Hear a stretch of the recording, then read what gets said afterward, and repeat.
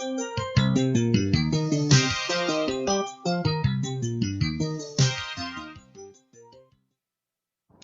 evening and welcome to the first Beyond the Front Page show for the fall 2022 semester here at Cayuga Community College and broadcast on Spectrum, Verizon Fios through ARMA, the Auburn Regional Media Access, as well as WIN 89.1, the college's radio station.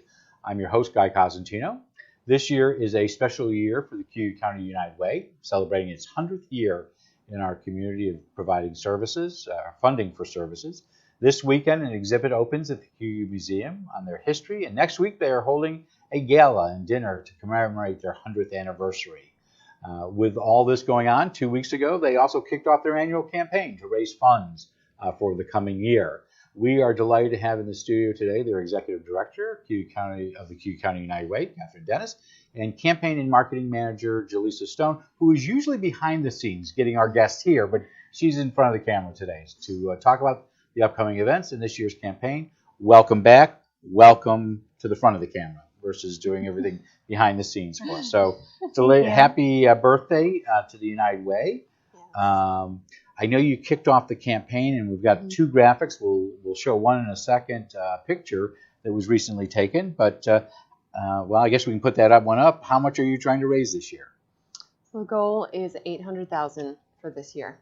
And what was your goal last year? It was the same. It was $800,000. But you did better than you. We did. You surpassed your goal. We did. By about 10%. $883,008. Okay. So why that? Why are you sticking with 800? I think our campaign cabinet and Team Nucor is running our campaign for the second year. And, to be conscious of what's going on in the economy, the cost of food, the cost of gasoline, and to realize that dollars aren't going as far as they did before. So I don't know. I have not checked the market in the last 3 hours, and while the market may be up these last 2 days, for many investors, this is a tough time. It is. And you're seeing that with a lack of receipts and donations. Am I correct? I wouldn't say that, actually. We just started a week or so ago, so the gifts so far have been very generous, even given what's going on. But I don't think we want to count our, chickens before they hatch. So we're just being conscious of what's going on out there for everybody. And do you do a pace setters campaign still? Yes, we do. So how does that work, and who did it? So the pace setter campaigns, they run before the official launch. And last week was our launch. This year we had 3 pace setters, Lions National Bank, Tompkins Community Bank, and Cayuga Lake National Bank. All 3 of them did a pace setter campaign. How'd they do? Oh, they all did great. 2 of them have 100% participation, so they were both very excited. And then all of them went up. All of their campaigns went up. So that was a good feeling for them, and of course. So of the $883,006, how many dollars? $8. All 8s. Where does that money go? We were able to allocate $500,000 to Cayuga County nonprofits. $172,000 of that was actually a donor restricted amount. So what that means is the donor set their intention for that amount was designated and restricted to the endowment. So a huge chunk of that campaign is actually placed into our endowment account, which will be there forever. So, and that will gain interest and value on that. So in essence, did you give roughly $320 to agencies? No, we gave 5. So the 172 is on top. On top, but those are funds that we couldn't touch. So basically, you roughly, I'm trying to do my math, your operating costs are about $200,000 a year for the campaign and everything. The rest of it is either in the endowment or went to the agencies. So how many member agencies do you have? We have 22 this year, so we actually gained 2. Who are your 2 new ones? We gained 3. One returned, I should say. Yeah, we gained 3. This year, we welcome back Arise. We also welcome Westminster Manor and the Cayuga Community Health Network. But the Rev, they stepped down from funding because they got other funding this year. So that's That's why it didn't go up. That's why Gotcha. it looks like 2 instead of 3. So they send the application, and we'll go through the process later, but just in general, they apply for money to the agency, and then you have a fund distribution committee that sends that out. So I want to ask, because we're going to put it up on the screen several times, how can people donate? You can donate by writing a check out to the United Way of Cayuga County and mailing it to 2 State Street, Suite 2, Auburn, New York, 13021. You can go online to unitedwayofcayugacounty.org. We've got a donate button right on the top right-hand corner. Or you can text UWCC to 91999. And so those are, and you'll take cash, you'll take credit cards, you'll take pennies, dimes, and nickels. Yes. And when we do the stocks, that would be something you'd coordinate directly with. So if somebody wants Kathryn. to make a gift of a stock portfolio. Yes, we do receive stock gifts. Do you have an idea of what your average size donation is? It's roughly $1 to $150, $100 to $150. And any idea how many people? I know you know how many people get served by the United Way. We'll get to that in a moment. But do you have any idea how many people give to the United Way in a given year? About 1,600. Yeah. Okay. And so you mentioned last year you had Nucor. You had 3 employees at Nucor. Who were they? The co-chairs last year were Jason Curtis, Jonah Simons, and Karen Geiger. So you've invited Nucor again back. Are they the same 3? They're not the same 3. Okay. So we have 6 this year. You have 6. Okay, double the size there. Yes. And so what will they be doing for the campaign? Well, Julisa can speak more about it as well, but they were with us for the kickoff, of course. They are... And you did that just up the street at Highland? Okay. Yes. Very fun, great event. We had a member agency fair before the program started, so it was really nice. So what was that? I was going to ask you about it later, but what was the member agency fair? So we found it fitting to celebrate 100 years to celebrate our member agencies, because without them, not much for us to do. We wanted to celebrate them and all the great work that they do and have been doing for so many years. So we had representatives from our member agencies come, set up tables, bring, information, bring things that they use in their service delivery. And we had board members there, volunteers, and everyone could mingle and get information. How many people attended the event? We probably had about between 60 and 70, I think. Okay. And it was just a great time to all catch up, talk to each other, share stories, gather information. They could meet, the member agencies could also meet one another as well, because we've had some new leaders in the community this year. And we haven't been able to meet for a very long time. So I want to talk about 2 events you have. The first one is this coming Friday is the 7th. This is the first Friday of every month in Auburn. It's called First Friday. This is when not-for-profits and some businesses get together and promote their wares and not. But Cayuga Museum is having a First Friday event linked to the United Way this Friday. What are they doing? Yes, we are opening at 5 p.m. our Through the Decades 100 Years of Living United exhibit. We have a committee. There's about 5 of us, which includes obviously us, a couple community members, and a couple staff from the museum who have been working really hard to gather up 100 years worth of United Way history and fill 2 galleries on the 2nd floor. So you'll be able to read all about the United Way history on the walls, but then we wanted to really fill the spaces with our partner agencies. So we have representation from all of our current partner agencies that will be on exhibit along with the United Way history. We open it at 5 p.m. this Friday, and it will remain open through the end of the year as kind of a special celebration and to encourage people to come check us out. We are going to raffle off 2 of our 100th anniversary souvenir glasses. So all you have to do is come to the museum and visit us on the 2nd floor. We'll give you a raffle ticket. You can fill it out. We'll draw the winner that night. So you worked at the Cayuga Museum a while ago, so I'm assuming you helped with this exhibit, that you had a slight edge on background there.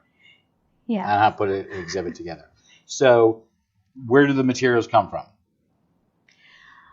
Trunks and trunks of stuff at the office? Where did you get It's materials? a combination, really. Yeah, so our stuff, we've got what we call like the archive back room.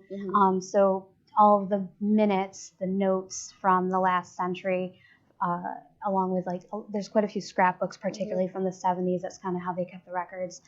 And just digging through all of that.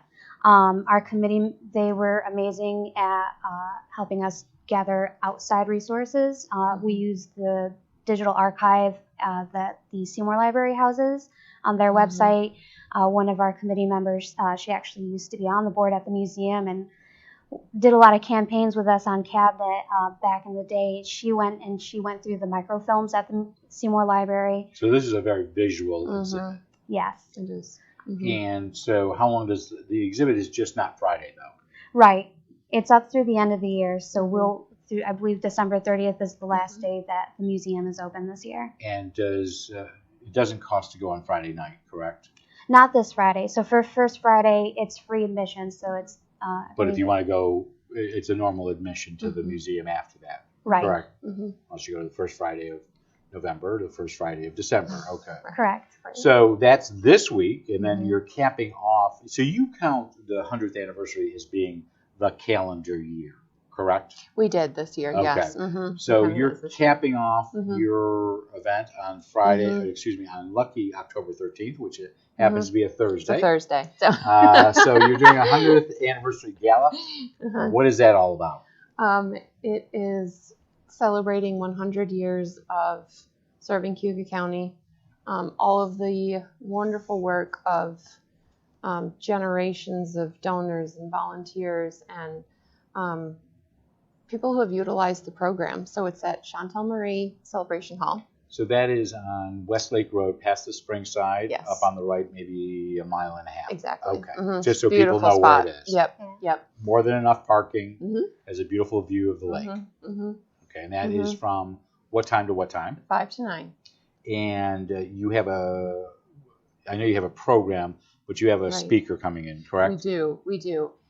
We wanted to feature a wonderful local organization, of course. Even better, someone who used the programs at this organization and is now an employee there. And who is that? That is DeJuan Wilson at Booker T. Washington Community Center. And what have you asked him to talk about?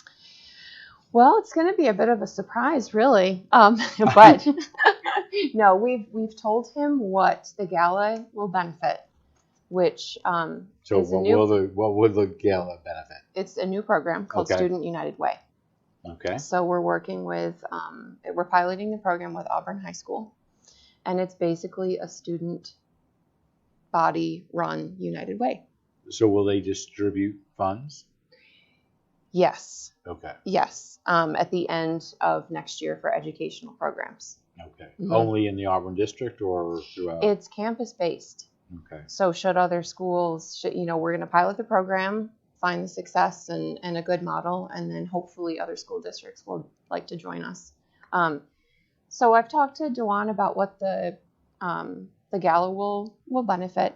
He's going to talk about his time at BTW, as a student, and then as an employee. And what does he do at Booker T? He's a homeless youth caseworker. Okay. So he's a liaison basically with the children and the families who are homeless or at risk of homelessness, and helps connect them to services and make sure they have what they need. So we want to talk, he's going to speak about his work at BTW and in the community and what, that community center has meant to him. And so this is from 5 to 9. Is it a dinner? Is it what's on the menu? It's going to be a fun dinner, a little unique. We're going to dine through the decades. Okay. So it's 10 different dishes. We've chosen a popular item from each decade, from the 20s to 2020. Okay. And kind of a modern version of that. Can you give us 1 year, 1 decade example? Sure, because it's the first one I thought of. Depression era potato soup is one of them. Okay. And are tickets still available? They are. So yes. How much does it cost to attend? $100 per ticket. and that gets you into the event, and it sounds like a celebratory glass. Did you mention a few minutes ago? There is a souvenir glass that is an additional $15 charge. So with the glass, you obviously get the glass, and then you'll get a coupon for a signature cocktail. Okay. And then there will also be a raffle ticket. So we've got a unique raffle item from Little Yard Farm. She's the farm-to-table chef, owner, all of the above, down in Moravia. And she has a greenhouse. So during the summer, late spring, summer, and early fall, she offers greenhouse dinners. And for the raffle, she is offering a 5-course dinner for 6. Okay. Those tickets are $10 each to go into the raffle, or you can purchase 6 for $50. And do you have to be at the event to do that, or can you order those online? I went online to I know I can buy the glass online because I was looking through when preparing for the show. Can you buy raffle tickets for the chef and not attend the dinner? You have to be present to win. You have to be present to win. Okay. You don't have to be present to buy a glass, though. Okay. That's true. And you can, so we've popped up the website, and you can go on there. It's easy to get to. You go to 100th anniversary, 100th year, I think it says at the top. Scroll down, and it'll tell you about the exhibit. And then there's also a button for the dinner. Correct on that? Yep, that's right. I know we were at the Chamber of Commerce last Wednesday night, and I know they're your landlord. But separate from that. But it was very nice. What occurred at the Chamber of Commerce last week when you were there? We were recognized for our 100th anniversary. And so Amy, she kindly allowed me to speak a little bit. I've got a reputation for being very long-winded at chamber events. So I was restricted to just a half sheet of paper. And we wanted to make sure that we recognized a couple of important organizations to our formation. The Chamber of Commerce actually formed the United Way back in the starting after World War I, when the war chest funds started to deplete. The Chamber had the foresight to realize that we needed a central fundraising agency. So they worked really hard for a couple of years with the community planning and discussions before we were actually formed in October of 1922. And then we went countywide because our, at the time, largest recipient of funds was the hospital. And 40% of their patients lived outside the city. So thanks to Auburn City Hospital at the time, we became a countywide organization serving all parts of Cayuga County. So I wish Amy Filler, the executive director of the of the Chamber of Commerce, had allowed you to say all that, but that's very cool about that.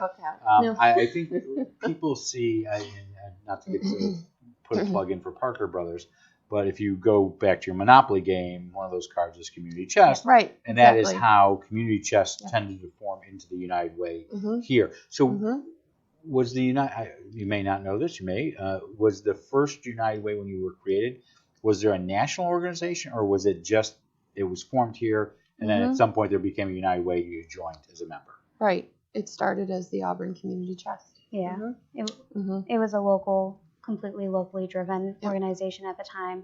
I would not 100% positive, but I believe that we became more a part of a national network when in the 50s when we adopted the name the United Way, the United Fund of Cayuga County, which was the predecessor to the United Way. Right.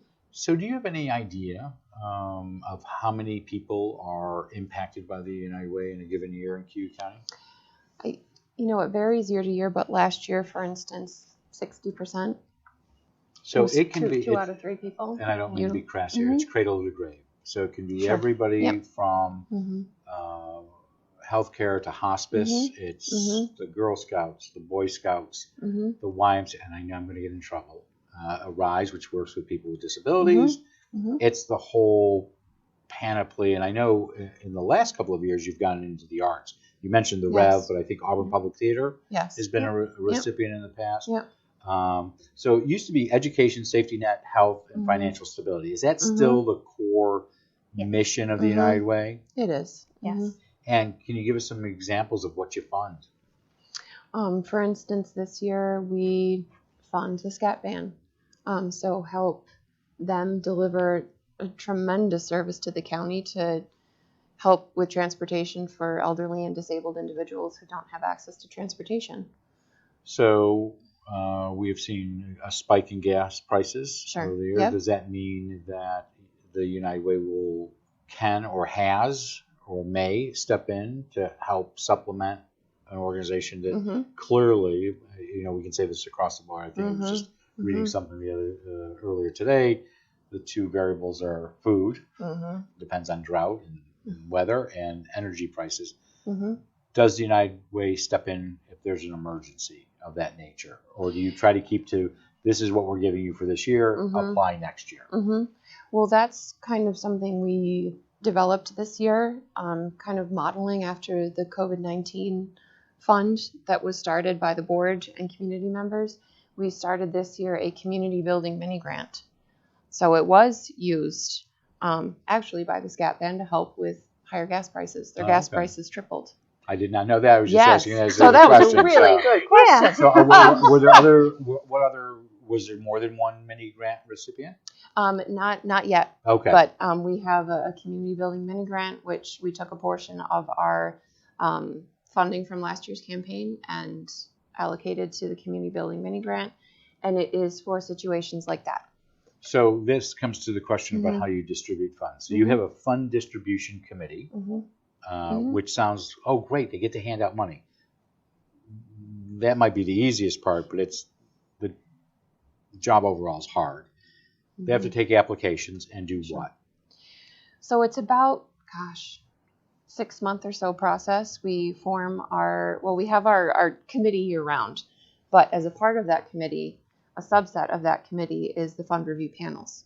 So we have teams assigned to education. Two teams are assigned to education applications because we receive so many.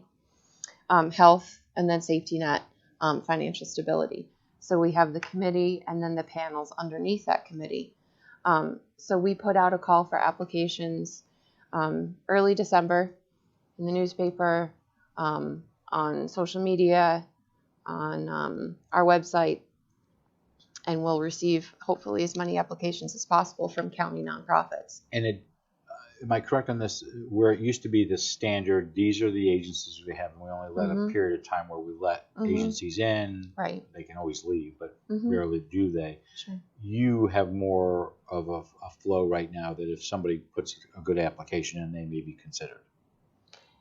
If it's a great need and they have a very good program, it's all dependent upon our campaign and what we're able to allocate. But we divert money to the greatest need. So the fund distribution committee will then meet, and I guess COVID came in between the last time I think I asked you this question. So do they meet in person with the agency to hear what the agency is looking for, and then they make a recommendation? So we receive the applications and review them. Our panels review them. And then what we did was set up Zoom calls last year. I guess it's still this year. Zoom calls between the panels and the agencies to answer questions, review the application, see if there's anything outstanding before they make the final decisions. And when in doing all of this, do applications always outstrip available funds? The need is usually greater than... Okay. Do you have any idea how much your need was last year? $594,000. So at least $100,000 more than what you could give out. Okay. I want to talk about two other items that the United Way does. One was that you had your 5th annual personal care drive this year. So what is that? So we work with organizations throughout the entire county who host a donation drop-off box. We try to keep it at like place where most people go, so a lot of the grocery stores. And then we have a group of organizations who do internal drives. And what they do is they collect hygiene items like soap, shampoo, sanitary napkins, toothpaste, things like that. The drive lasts anywhere between the 1 week we did in 2020 because of COVID to 2 months from like we did in 2019. This year we collected 2,100 items, and we partner with CAPS Food Providers Network, and they distribute all of the items out to the county pantries, soup kitchens, and homeless shelters. And then we do have we do reserve some of those items to make sure that they go to our partners at Chapel House and the rescue mission. So when you received all these things during the summer, pretty much all of that stuff's out the door at these sites now. Mm-hmm. Yes. You're not retaining them. No. The other program that the United Way has always been, not always, but been known for maybe the last 15 years is the CASH program. Mm-hmm. First of all, what does CASH stand for? I know it's $CA$H. Right. What does it stand for? So it is a free tax program, and it's for, what does the acronym actually stand for? Cash, Asset, Savings, and Hope. Okay. Creating. Okay. Thank you. See, so, cash, creating. That's why she's a marketing person. I know, right? So asset, savings, and hope. So you help individuals starting in about mid-January, early January, mid-January, prepare their taxes, correct? Beginning of February, really. February, okay. Yep. We actually just ordered our materials yesterday, so we're already getting started for preparations. So how does somebody take advantage of it? Is there an income requirement? I know it is the hope is that people will take advantage of the Earned Income Tax Credit, EITC. That's the goal. You can make sure that people who are eligible in Cayuga County get that money, because often it's left on the table or not received from Washington. So how does somebody take advantage of it? The best way to take advantage of it is to call our office. We do have a direct line to the cash office, which is actually housed at CCC when cash is up and running, and just call to see if you're eligible. That is the best way. And there are people who are qualified to help put the return together, and they'll walk you through the whole process so that you don't wait till April 15th or whenever the federal government decides this year. Right. I'm assuming it'll be April 15th, that you file your taxes and hopefully qualify for that. Do you have any idea how many people take advantage of it? Last year we had almost 300. And do you have any idea how much EITC that brings into the community? Of 525,000. So a big driver economically. Absolutely. Okay. As we wrap up, I've done this every year that you've been here. I'm going to give you the next half minute to a minute. Talk to people there, or me, or whoever. I'm probably going to talk to you. That's okay. Tell me why. Tell me why I should donate to the United Way. Donating to the United Way, it's our next 100 years. Like we said at the campaign kickoff, it is our 100th year, but we're kind of looking at this campaign as the first one of our future, the next 100. The need is so great in our community, especially with increasing food prices, gas prices. I myself went to Costco last weekend. It's tripled for food costs. These services are so essential and vital to the health and wellness of our community in every way. Health, financial stability, mental wellness, every aspect. And the United Way can identify those agencies that are meeting that need head on. We can make that designation for you. You know your money is going to a good cause, that your gift is going to make an impact, and you can just do it once. Good. So. Well, we encourage people to you made the case to me. All right.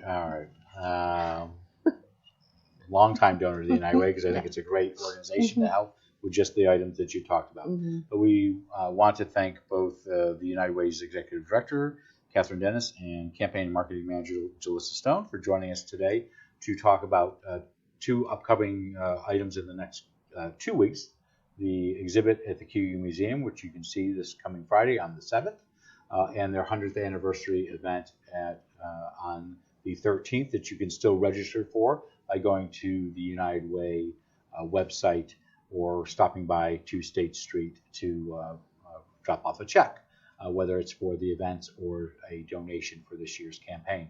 We will be back on Thursday with Auburn Superintendent of Schools, Jeff Parazola, who will give us a school update of what is going on in the district as they start the new school year.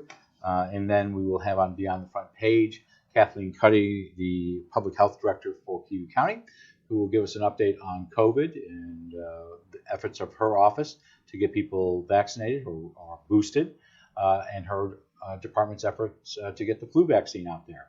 and the recent spike in toxins in the Wasco Lake that serves roughly 60,000 county residents, and should we be worried at all?